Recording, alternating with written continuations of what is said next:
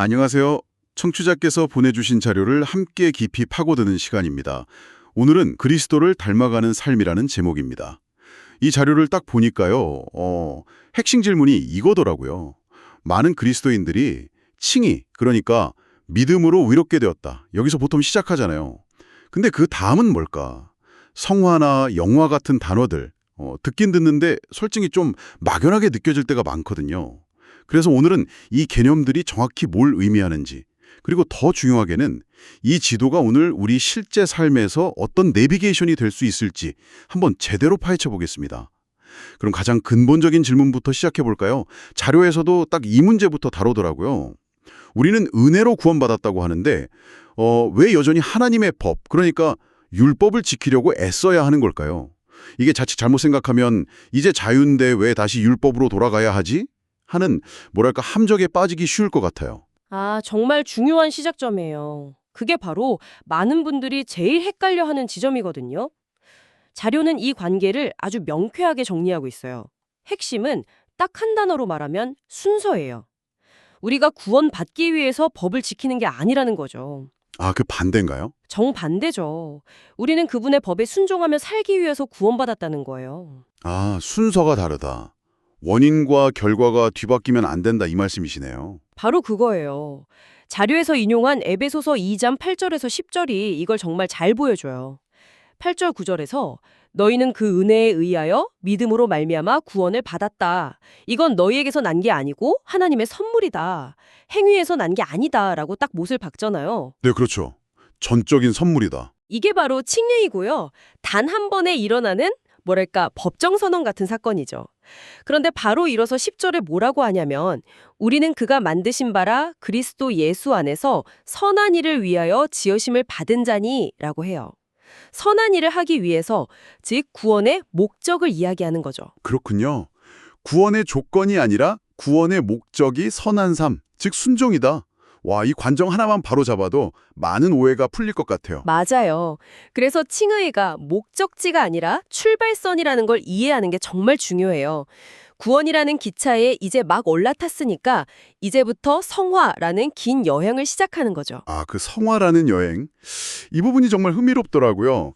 자료에서는 이 성화를 세 가지 다른 시제, 그러니까 과거, 현재, 미래로 나눠서 설명하던데요. 와, 이 프레임을 딱 알고 나니까 안개가 싹 걷히는 느낌이었어요. 네, 이 구분이 성화의 전체 그림을 아주 입체적으로 이해하는 데 정말 큰 도움이 돼요. 먼저 결정적 성화, 이건 과거 시제예요. 우리가 예수님을 믿기로 결단한 바로 그 순간에 일어난 일이죠. 그분의 죽음과 부활에 우리가 뭐랄까 연합해서 더 이상 죄가 우리를 지배하거나 저주할 수 없게 된 단 한 번의 사건을 말해요. 법적으로 죄의 노예 신분에서 해방된 거죠. 아, 그래서 성경이 저처럼 여전히 실수하고 넘어지는 사람들을 향해서도 이미 성도, 그러니까 거룩한 물이라고 부르는 거군요. 제가 거룩한 행동을 해서가 아니라 그리스도 안에서 제 신분이 그냥 거룩함으로 바뀌었기 때문이다, 이런 뜻이네요. 바로 그 지점이에요. 사실 성도라는 호칭이 좀 부담스러울 때가 많았거든요. 그렇죠. 우리의 현재 상태나 자각 때문이 아니라 오직 그리스도께서 단번에 이루신 일 때문에 우리의 신분이 바뀐 거죠. 이게 첫 번째, 과거의 성화예요. 그리고 두 번째가 바로 우리가 흔히 성화라고 부르는 과정, 바로 점진적 성화입니다. 이건 현재 진행형이죠. 매일매일의 싸움 같은 거겠네요. 정확해요.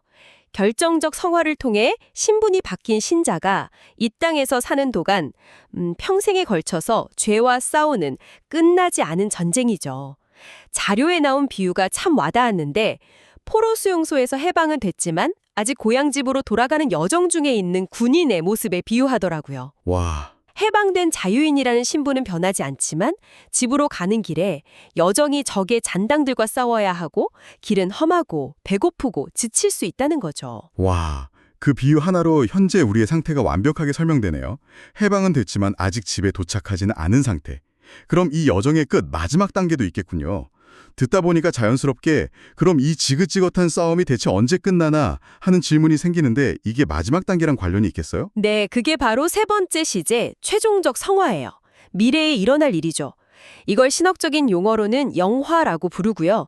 말 그대로 영광스럽게 되는 단계인데 우리 안에 있는 죄가 완전히 그냥 뿌리째 뽑혀서 사라지는 순간이에요. 자료에 따르면 우리가 죽을 때 우리 영혼이 먼저 영화롭게 되고 이후에 예수님이 다시 오실 때 우리 육체도 부활해서 완전하고 영광스러운 몸으로 변화된다고 설명해요. 이렇게 과거, 현재, 미래의 시제로 성화를 이해하면 나는 이미 거룩하다는데 왜 여전히 죄를 짓지? 하는 혼란에서 벗어날 수 있는 거죠. 그렇군요. 신부는 과거에 이미 거룩해졌고 상태는 현재 거룩해져 가는 중이며 미래에는 온전히 거룩해질 것이다. 아, 이렇게 정리가 되네요. 그런데 여기서 또 하나의 어려운 질문이 나오잖아요. 바로 야고보서에 행함이 없는 믿음은 죽은 것이라는 말씀인데요. 이 말씀만 딱 들으면 꼭 착한 일을 해야 구원받는다는 것처럼 들려서 방금 우리가 정리한 오직 은혜라는 원칙과 충돌하는 것처럼 느껴지거든요. 자료에서는 이 긴장감을 어떻게 풀어주나요? 아주 예리한 질문이에요. 실제로 역사적으로도 많은 논쟁을 낳았던 구절이죠. 자료는 바울과 야고보가 서로 다른 맥락에서 다른 대상을 향해 이야기하고 있다는 점을 짚어줘요. 바울은 주로 어떻게 구원을 받는가 이 질문에 답하면서 율법주의자들을 향해 행함이 아닌 오직 믿음을 강조했죠. 반면에 야고보는 진짜 구원받는 믿음이란 무엇인가 이 질문에 답하고 있어요. 믿는다고 말은 하는데 삶은 전혀 변하지 않는 사람들, 그들을 향해서요. 질문 자체가 달랐다는 거군요. How to be saved와 What is saving faith의 차이랄까요? 정확해요. 야고보가 말하는 죽은 믿음은 자료의 표현을 빌리자면 귀신들도 가지고 있는 수준의 믿음이라는 거예요. 귀신들도 하나님이 한 분이라는 사실을 알고 무서워하잖아요. 네, 그렇죠. 하지만 그건 구원과는 아무 상관없는 그냥 지적 동의 수준이죠. 야고보는 바로 그런 믿음을 꾸짖고 있는 거예요.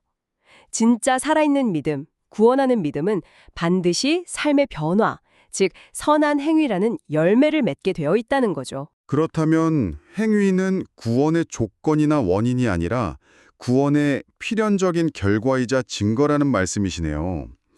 자료에 구원하는 믿음이 없는 곳에 선한 행위도 없으며 선한 행위가 없는 곳에는 구원하는 믿음도 없다는 문장이 있었는데 바로 이 말이군요. 만약 제 삶에 선한 행위의 열매가 전혀 보이지 않는다면 제 믿음 자체를 의심해봐야 한다는 뜻으로도 들려서 꽤 정신이 번쩍 드는 이야기인데요. 네, sobering thought, 정신이 번쩍 드는 지점이죠. 행위로 구원을 얻으려는 율법주의도 위험하지만 행위 없는 믿음을 정당화하는 반율법주의도 똑같이 위험하다는 걸 자료는 분명히 하고 있어요. 진짜 믿음은 우리를 변화시키는 능력이 있다는 거죠. 좋습니다. 그럼 이제 가장 현실적인 질문으로 넘어가 보죠. 이 길고 힘든 성화의 과정, 이걸 이끌어가는 동력, 그 힘은 대체 어디서 나오는 걸까요? 그리고 이 과정에서 우리가 흔히 빠지기 쉬운 잘못된 공식이나 함정은 무엇인지도 궁금해요. 성화의 동력에 대해서 자료는 아주 분명하게 이야기해요. 그건 바로 그리스도와의 연합입니다. 내 안에서 어떤 의지나 결심을 쥐어짜내는 게 아니라는 거죠. 고린도전서 1장 30절을 인용하는데 예수는 하나님으로부터 나와서 우리에게 지혜와 의로움과 거룩함과 구원함이 되셨으니 라는 말씀이 있거든요. 그리스도가 우리의 칭의이실 뿐만 아니라 성화 그 자체가 되신다는 거예요. 그리스도가 우리의 성화다. 이 말이 사실 구체적으로 확 와닿지는 않는데요. 조금만 더 설명해 주실 수 있나요? 네, 자료에서 강조하는 로마서 6장의 논리를 보면 이해가 쉬워요. 우리가 그리스도를 믿을 때 그분이 십자가에서 죽으실 때 우리도 함께 죽었고 그분이 부활하실 때 우리도 함께 새 생명으로 살아났다는 거예요.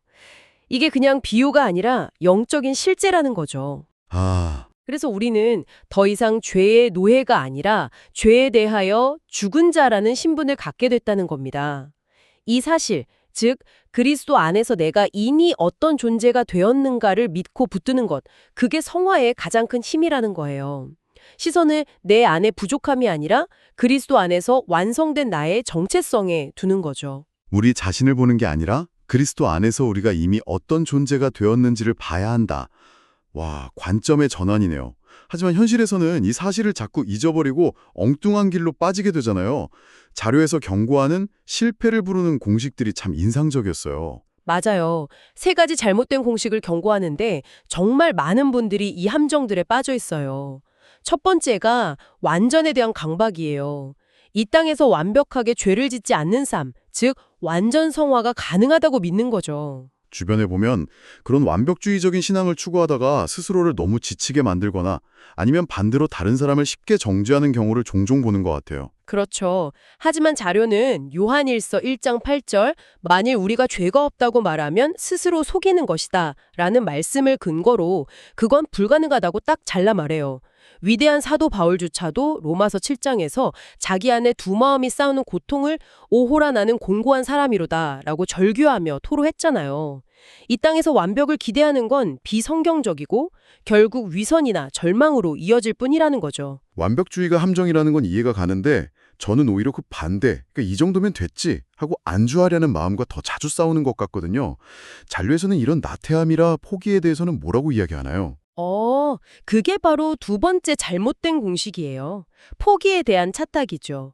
Let go and let God 이라는 말처럼 성령께서 알아서 다 해주시도록 나는 그냥 수동적인 통로가 되어야 한다. 이런 생각이에요. 굉장히 영적으로 들리는 말인데요. 네, 내가 애쓰는 건 다 인간적인 노력이야 라면서 영적인 무기력에 빠지는 아주 교묘한 함정이죠. 하지만 성경은 우리를 영적인 구경꾼으로 부르지 않아요. 선한 싸움을 싸우는 병사, 표대를 향해 달려가는 경주자로 묘사하죠. 이건 하나님 100, 그리고 인간 100의 신비로운 협력 과정이에요. 하나님 100, 인간 100이요? 네, 자료에서 든 비유가 정말 좋은데 예수님이 나는 포도나무요, 너희는 가지라고 하셨잖아요. 가지는 나무에 붙어있기만 하면 저절로 열매를 맺지만 그렇다고 가지가 아무것도 안 하는 건 아니에요. 양분을 빨아들이고 햇빛을 향해 뻗어나가고 열매를 맺는 주체는 바로 가지 자신이라는 거죠. 아하. 하나님의 은혜 안에서 우리가 해야 할 책임과 노력이 분명히 있다는 거예요. 마지막 세 번째 잘못된 공식도 흥미로웠어요. 그리스도인들을 1등 신자, 2등 신자 이렇게 나누려는 경향에 대한 지적인데요. 맞아요. 영광 속에 대한 오해라고 표현하는데요. 어떤 특별한 영적 체험이나 수준에 도달한 영적인 그리스도인과 여전히 세상적인 것에 발목 잡혀 있는 육적인 그리스도인, 이렇게 구분하는 이분법적인 시각이죠. 하지만 자료는 신학자 마이클 호튼을 인용해서 이 관점을 강하게 비판해요. 모든 그리스도인은 본질적으로 의인이면서 동시에 죄인, simul justice et peccator라는 루터의 통찰을 소개하죠. 의인이면서 동시에 죄인. 네. 우리는 영적인 그리스도인과 육적인 그리스도인 둘 중 하나가 아니라 그리스도 안에서 이미 의인이 된 동시에 여전히 죄와 치열하게 싸우는 죄인이라는 두 가지 모습을 모두 가지고 살아가는 존재라는 거예요. 와, 듣고 보니 성화의 여정이 정말 만만치 않네요. 완벽주의에 빠져도 안 되고 포기해도 안 되고 다른 사람과 비교하면서 우월감이나 열등감에 빠져서도 안 되고요. 솔직히 듣기만 해도 좀 지치는데요. 그렇다면 이 힘든 여정을 포기하지 않고 계속할 수 있도록 자료가 제시하는 위로와 격려는 무엇인가요? 네, 그래서 자료의 마지막 부분이 참 중요해요. 이 모든 어려움을 이야기한 뒤에 아주 실제적인 세 가지 위로를 제시하거든요. 첫 번째는 은혜의 수단을 붙들라는 거예요. 은혜의 수단이요? 구체적으로 어떤 것들을 말하는 건가요? 하나님이 우리를 영적으로 성장시키기 위해 제도적으로 마련해 주신 공식적인 통로들이에요. 바로 말씀, 예배, 성례, 그리고 성도들의 교제인 공동체, 즉 교회죠. 혼자 힘으로 어떻게든 거룩해지려고 애쓰는 대신 하나님이 이미 우리에게 주신 이 영적인 양식들을 꾸준히 성실하게 섭취하라는 거예요. 우리가 밥을 먹어야 육체가 자라듯이 이런 영적 양식을 공급받지 않고 영적으로 성장하게 기대하는 건 어리석다는 거죠. 두 번째 위로는 우리의 내면을 향한 것이네요. 내적 전투를 인정하라는 말이 참 위로가 됐어요. 그렇죠. 우리 안에서 일어나는 선과 악의 갈등을 내가 믿음이 없어서 그런가? 하고 실패의 증거로 보지 말라는 거예요. 오히려 그 갈등 자체가 내가 하나님의 자녀이고 성령이 내 안에 계시다는 증거일 수 있다는 거죠. 정말 중요한 것은 우리의 시선을 끊임없이 오동치는 내면의 성과나 실패가 아니라 우리 밖에 십자가에 달리신 그리스도께 고정하는 겁니다. 아까 나왔던 전쟁 비유가 여기서 다시 힘을 발휘하네요. 맞아요. 자료의 그 비유가 정말 압권이에요. 십자가와 부활로 이미 전쟁은 그리스도의 결정적인 승리로 끝났고 우리는 지금 남은 적의 잔당들을 소탕하는 국지전을 치르고 있을 뿐이라는 거예요. 와, 이 비유 하나가 관점을 완전히 바꾸지 않나요? 저는 매일의 싸움을 자칫하면 전쟁 전체에서 질 수도 있다는 불안감으로 임했는데 이미 이긴 전쟁의 마무리 작업을 하는 중이라고 생각하면 훨씬 더 담대하게 싸울 수 있을 것 같아요. 실패해도 괜찮다. 전쟁의 승패는 이미 결정되었으니까요. 그렇죠. 이미 끝난 전쟁의 국지전이라니 정말 큰 위로가 되네요. 마지막 위로는 무엇인가요? 마지막은 영광의 소망을 바라보자예요. The best is yet to come. 아직 최고의 것은 오지 않았다는 사실을 기억하는 거죠. 미래에 우리가 그리스도와 같이 온전하게 될 것이라는 소망, 그 소망이 현재의 힘든 싸움을 견디게 하는 강력한 원동력이 된다는 거예요. 특히 잔료는 로마서 8장에서 바울이 우리의 영화롭게 됨을 아직 일어나지 않은 일인데 마치 이미 일어난 것처럼 과거 시제로 표현했다는 점을 강조해요. 아, 정말요? 네, 그만큼 우리의 영광스러운 미래가 확실하게 보장되어 있다는 뜻이죠. 이 흔들리지 않는 소망이 우리를 끝까지 이끌어 가는 겁니다. 오늘 내용을 쭉 정리해보면 그리스도인의 삶이란 단번에 받은 구원이라는 선물에 감사하면서 시작하는 하나의 긴 여정이네요. 그리스도와 연합했다는 새로운 신분 안에서 그분을 서툴게나마 닮아가려는 평생의 여정이다. 이렇게 말할 수 있겠어요. 그리고 그 여정은 내 힘과 의지로 가는 게 아니라 하나님이 주신 은혜의 수단들을 붙들고 가는 것이고요. 때로는 넘어지고 실패하는 내적 전투가 당연한 과정이지만 결국에는 영광스러운 목적지에 도착할 것이라는 그 확실한 소망이 우리를 붙들어준다는 점이 오늘 이야기의 핵심인 것 같습니다. 맞아요. 마지막으로 청취자께서 계속 생각해볼 질문을 하나 남겨드리고 싶어요. 자료의 결론처럼 우리의 본질은 그리스도 안에서 의인이지만 현실의 실존은 여전히 죄와 싸우는 죄인이라는 이 이중적 정체성을 안고 살아가잖아요. 이 사실이 오늘 여러분의 실패와 성공을 바라보는 관점을 어떻게 바꿀 수 있을까요? 완벽해야 한다는 압박감에서는 자유를 주면서도 이만하면 됐다는 안주에 빠지지 않고 계속해서 앞으로 나아가게 하는 동기를 이 긴장감 속에서 어떻게 발견할 수 있을지 한번 깊이 묵상해 보시면 좋겠습니다.